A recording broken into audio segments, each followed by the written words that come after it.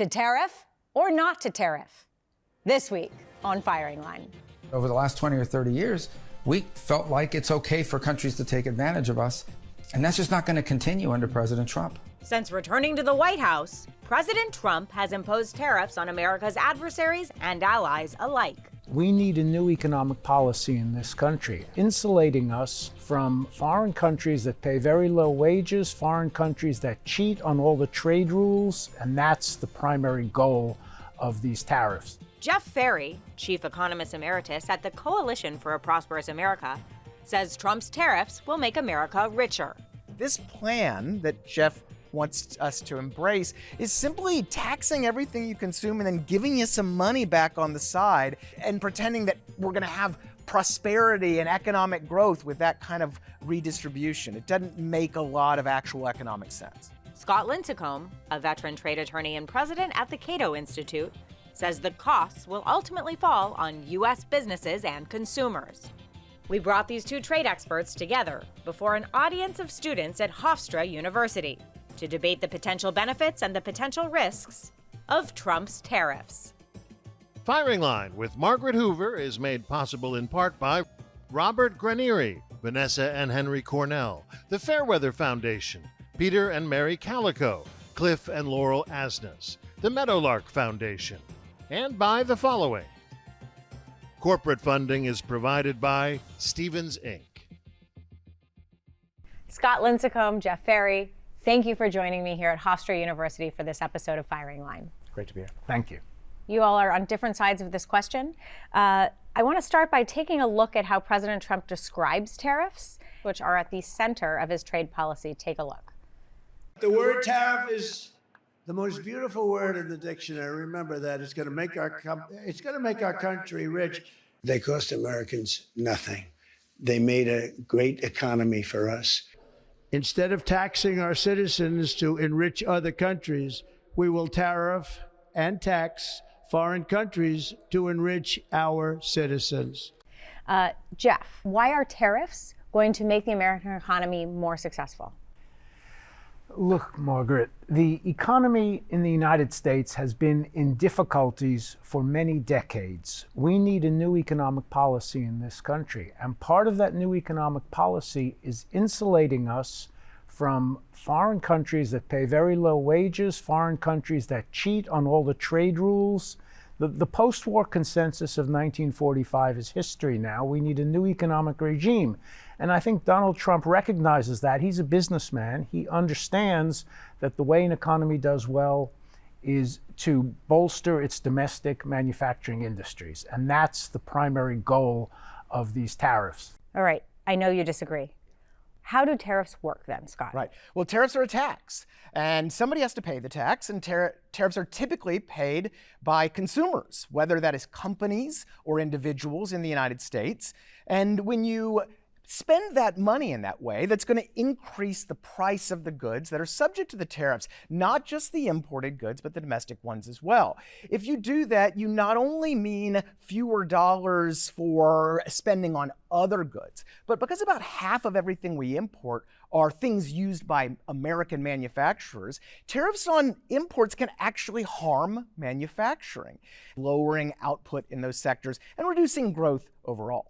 President Trump says that foreign countries pay the tariff, so why do you call it a tax? Well, because in most cases, it is actually the American consumer, companies or individuals paying it. We have had tariffs in place since President Trump was in office the first time around. The vast majority of studies showed that Americans paid about 95% of that tariff cost.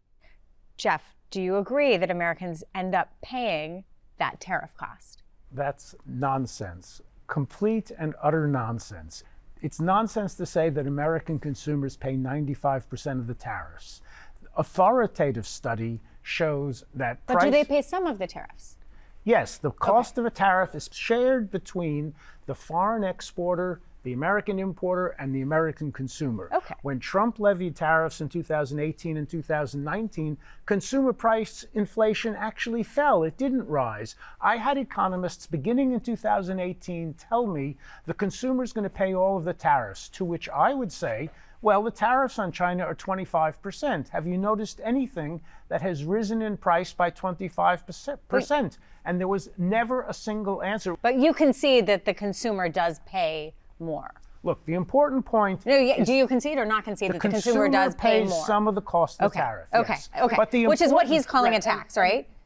And, Yes. and Margaret, Okay, let's okay. be. Let's Wait, be hold on. clear. Let him finish. But go ahead. And then I want you. As long as the government is spending $7 trillion a year in the last Biden budget, and I hope that will come down to below 6 in the coming year. But as long as the government is spending that money, we have to tax somebody to pay those bills. The important point, You have to tax somebody, meaning the consumer, to pay for it, and that's the cost, which is that's the acceptable cost. Americans or foreigners.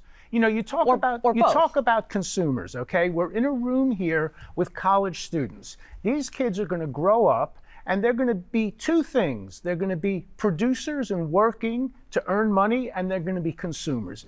Every consumer is a producer with a few exceptions, and every producer is a consumer. The way countries get rich is by choosing the right industries to work in, working hard, and seeing their incomes grow. That's what we economists call a growth in productivity. The productivity enhancing industries in America and all over the world tend to be manufacturing. What the trade regime we've had since globalization around 1990 has been one where we've invited the Chinese, the Japanese, the Germans, and others to exploit us, just as President Trump said, to let their countries get rich at our expense. We have moved from a country that was known around the world for making the best automobiles in 1945 to a country today that specializes in fast food, big box retail, healthcare workers, social workers, and so on. Now, all those jobs are essential, but they're all low-wage jobs. I want to move this country back to high-wage, high-income, high productivity, high-growth industries. Okay. That is also manufacturing. Manufacturing is a key part. So is software. Okay. There are All other right. things too. Scott, you wanted to jump in. You wanted to take I mean, Jeff's a point. being a bit slippery when he talks about consumers and inflation, because I didn't say the end consumer. I said companies as well. Tariffs can be paid by American companies that choose not to pass those costs on to consumers. But Americans are still paying those. It's just like a corporate tax. So instead of hiring as many workers or investing in new equipment or paying to their shareholders, companies are simply eating that tax and growing less because of it. That doesn't change the fact, though, that Americans are paying the tariffs. As for the fact of manufacturing and the U.S. economy, the United States remains the second largest manufacturing nation in the world, where our American workers make more per hour than basically every country on the planet. We make more than Germany and Japan and India combined. The idea that the United States cannot have a thriving services sector, including investment in AI and medical research and all these great things, and have a good growing manufacturing sector is just simply not true. You can do both. And quite frankly, at the moment, I wouldn't trade places with Germany, Japan, or China for any amount of money, given where the U.S. economy is today compared to those economies. Okay, President Trump has recently announced a new 25% tariff on steel and aluminum imports. Jeff, you have argued that Trump's first-term steel and aluminum tariffs boosted domestic production. Absolutely. But others, including the U.S. International Trade Commission, the Federal Reserve, have found that other industries that use steel and aluminum faced higher prices and decreased production as a result. What are the trade-offs? Okay, first economics is about numbers. We have to look at the actual numbers. According to the International Trade Commission report published in 2023, the 25% steel tariff led to the prices paid in America by steel buyers to rise by 2.4%. 2.4%. So steel prices went up very slightly. Agreed. On the other hand, the 5 major steel companies in America have opened since 2018 approximately 15 new steel mills. Each of these steel mills employs between 200 and 500 people, except for the one in Texas, which employs 2,000 people. According to SEC filings, the average steelworker in America working for these big 5 companies earns $100,000 a year. This is a great income for a man or woman without a college degree. And this is exactly why you're right to say there's a trade-off. In economics, there's always a trade-off. Yes, steel prices went up by 2.5%. It might even be more, a little bit more. But we created thousands of jobs in regions that needed those jobs. We encouraged the steel companies to invest in new high-tech steel production. And so overall, it was a big win because remember what I said, every consumer is a producer. That, as a producer, you need to be in a good job and in a job with growth prospects. Why, Scott, is that not a price worth paying? Well, because the same study, the International Trade Commission study, found that output at steel-consuming industries went down, and thus we had a net economic loss of more than $600 billion every year. So you can boost some steel employment, but because steel-consuming industries outnumber steel industries in terms of workers by 70 to 1, aluminum-consuming industries outnumber aluminum-producing industries by more than 100 to 1 in terms of employees, then you're simply taxing those larger groups to satisfy smaller companies, to protect smaller companies, and thus actually making the economy worse off overall. And that doesn't even get into the bigger macro effects. When you protect companies from competition, you get less innovation, you get less dynamism. When you have other foreign countries retaliate against your tariffs, like China and Europe and others did, you have loss there too. So you can boost some production and employment, but again, it comes at a much greater loss. Jeff, I'd like you to take the point that Scott made earlier, which is that, you make the case that manufacturing grew, that there was this negative effect in another part of the economy. How do you account for that rebuttal? How do I account for the claim that downstream industries suffered as a result of the steel That there was tariffs? a larger cost to the economy, even though there was a boost in a segment of the economy from the Margaret, tariffs? it's complete and utter nonsense. It's utter nonsense that there was a downside to tariffs at all? No. It's utter nonsense that downstream industries suffered. 2019 was actually a very good year. Scott was arguing that the economy as a whole, there was impact in other areas of the economy that didn't impact steel and aluminum. GDP did very well in 2018 and 2019. How do you? But this is a classic causation versus correlation problem. What Jeff's trying to do is say, well, just because the economy expanded, the tariffs didn't have any harm. What economists actually say, what the Federal Reserve has said, what the United States International Trade Commission has said, and others, is that the United States economy is just a little smaller than what it would have been in the absence of the tariffs. So yes, you can still have a growing economy with tariffs. You're just not growing as quickly, as well as you would be without them. All right. We're going to take a question from a student. Good idea. Jasmine. Hi, thank you for having me. My question for you guys is, what are other approaches that the U.S. could take to address trade imbalances without going to tariffs? Sure. Is there another way besides tariffs to change the trade deficit, Jeff? There are other ways. A smaller federal budget deficit would help reduce the pressure to import. Another alternative solution is to negotiate with other countries. The fact is that in a fair traded world, most countries would have be close to trade balance, that you wouldn't have massive deficits as we have here and trillion-dollar surpluses as they have in China. If all countries were to agree, hey, we need policies to converge on zero, except for those very underdeveloped countries that need inward capital movements, that could be a potential solution too. So there are plenty of alternatives.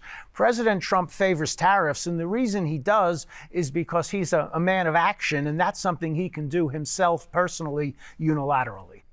Scott, you wrote a piece in The Atlantic last October, and it argued that one of the biggest costs to the U.S. economy is the uncertainty that the president implementing unilateral tariffs can cause to the economy. Yeah, there is a reason why Congress, which has constitutional authority over trade and tariff policy, delegated so much of it to the executive branch over the last 70 plus years. And it's called the Smoot-Hawley Tariff Act of 1930. You're speaking to a descendant of Herbert Hoover. There you go. So you know the economic damage that I don't know. Milton Friedman quibbles with how much it actually impacted the government. I think we can say that it plus the retaliation that it engendered contributed to the Great Depression. It didn't cause it. Thank you. You're welcome.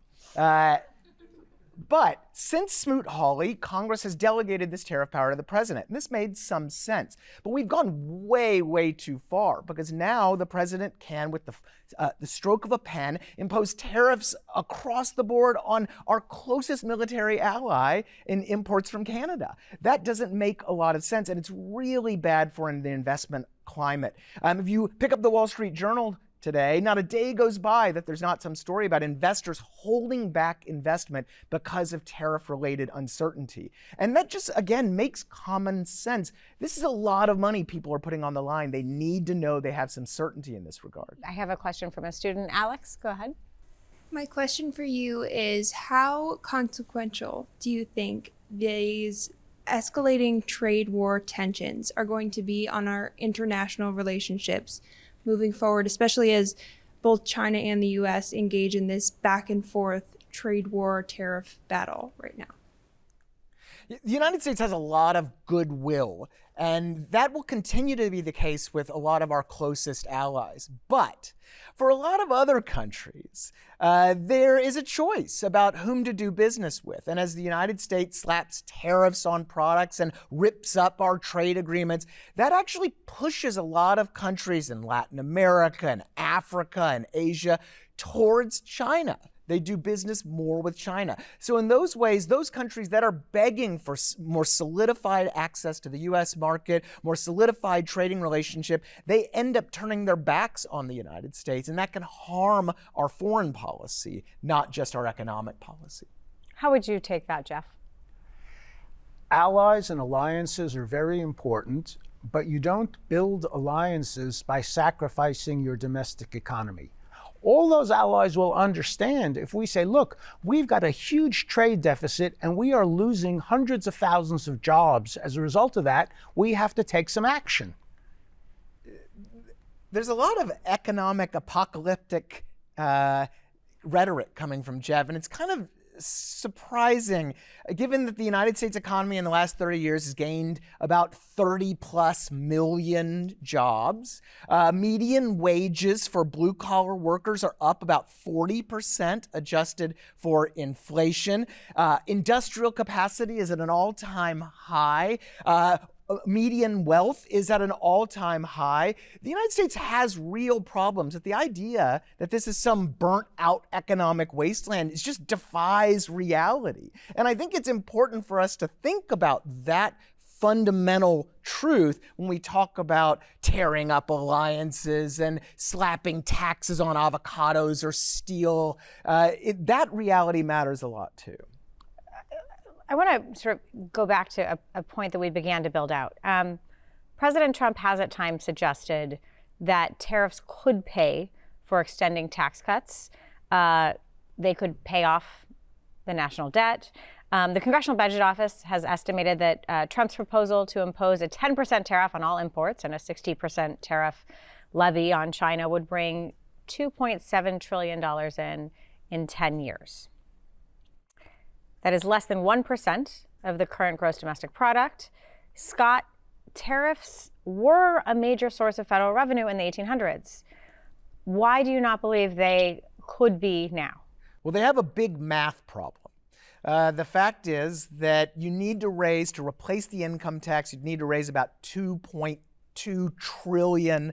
That means you'd need a tariff of about 50 to 60% on the $3 trillion goods we import. The problem is when you actually apply those tariffs, imports go down. Mm-hmm. So you actually have a shrinking tax base when you apply tariffs that high. That means you need tariffs even higher than that, and you simply can't make the math work. Meanwhile, you're getting lower economic growth, you're getting malinvestment, you're getting all the bad things that tariffs do. That's why tax experts tend to want a very broad base. They don't want a narrow base like goods imports, and they want fewer distortions. They want fewer carve-outs and exemptions and less evasion, all of those bad things that tariffs really encourage. How do you take that argument then that think- if you levy tariffs so high, you will then dampen down the economy so much that it won't be able to produce the revenue that you seek to earn? I think everything Scott says is a recipe for steady as she sinks. This economy has become much more unequal than it was when I was the age of these kids in college in the 1970s. The bottom 2 quintiles are doing very badly. The average median income of a production worker hasn't budged since 1973. That's 50 years ago. Meanwhile, the top 20% and the top 1% are doing fantastically well. The reason for that is that globalization was designed to do that. It was designed to force American workers to compete with workers in Mexico and Chile and Japan and Thailand. And it succeeded. Now, we've actually built a model which addresses the question you asked me, okay? If you put a 10% tariff on all our $3 trillion worth of imports, you will generate $300 billion a year. Scott's correct when he says that imports will decline, but in fact, they will only decline by 10 to 20%. So you'll still be generating over a 10-year time span close between $250 and $300 billion. You can then use that money to give everybody who is earning less than $1 million a year a $1,200 cut in their income tax. Okay. And those who don't pay income tax, you can send them a check for $1,200. Okay. When Jeff's talking about a 10% tariff, he's not talking about on steel. He's talking about on everything, on your groceries, on your clothing, on your footwear, on your automobiles. Everything you consume as a good would be either subject to a 10% tariff or would be protected from competition because it's made domestically, and thus those prices are going to go up too. There's no escaping the fact that this plan that Jeff wants us to embrace is simply taxing everything you consume and then giving you some money back on the side and pretending that we're going to have prosperity and economic growth with that kind of redistribution. It doesn't make a lot of actual economic sense. The value of tariffs is a deeply held principle of Donald Trump's. In 1992, William F. Buckley Jr. hosted a debate about free trade. And I want you to listen to Buckley, who quotes Winston Churchill here, and his eloquent criticism of those who favor tariffs and other restrictions on trade. Take a look. They watch the river flowing to the sea, and they wonder how long it will be before the land is parched and drained of all its water. They do not observe the fertilizing showers by which, in the marvelous economy of nature, the water is restored to the land. The United States would grow stronger if we devoted ourselves to removing existing restraints on trade rather than adding to their number. In other words, Churchill and Buckley argue that free trade makes everyone richer. The water does not just flow out of the land, it also flows back into the land. Why has that not been America's experience? That's very poetic. Bill Buckley, like Winston Churchill, and like Scott, seems to see tariffs and trade policy as a part of foreign relations. And I admit there is a relevance there. But the fact is that economies grow because their domestic industries grow. As I keep saying, we're all producers as well as consumers. In the specific case of Great Britain, and Winston Churchill did not understand this, Great Britain became the world's top industrial power in the 1700s and the early 1800s by leading the world in the textile industry. In the 1830s and 1840s, it went to free trade. America had gone to protection 20 years before that. By 1870, the U.S., a protected economy, surpassed Great Britain in every single economic measure. Haven't we learned, though, that we can't actually, especially in a modern global economy, that we can't actually insulate our economy from the rest of the world? I think we absolutely must insulate our economy to an extent. You're absolutely right. We must trade. I'm not in favor of our imports going from $3 trillion to zero. I'd like to see them go to perhaps $2 trillion.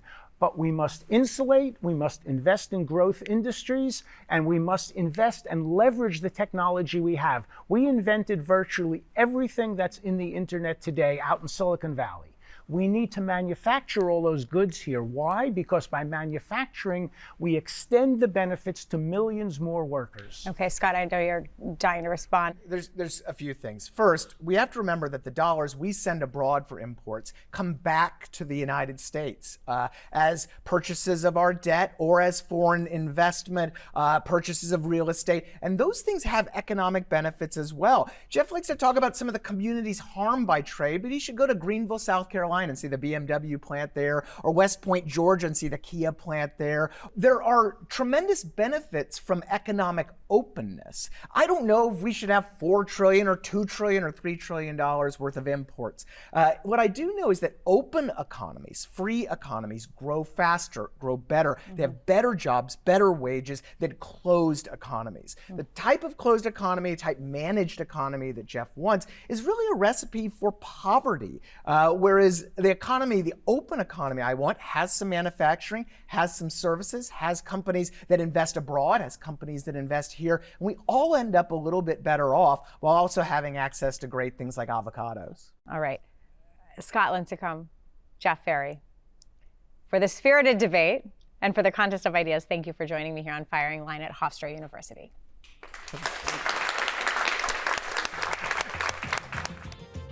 Firing Line with Margaret Hoover is made possible in part by Robert Granieri, Vanessa and Henry Cornell, the Fairweather Foundation, Peter and Mary Calico, Cliff and Laurel Asnes, the Meadowlark Foundation, and by the following. Corporate funding is provided by Stevens Inc.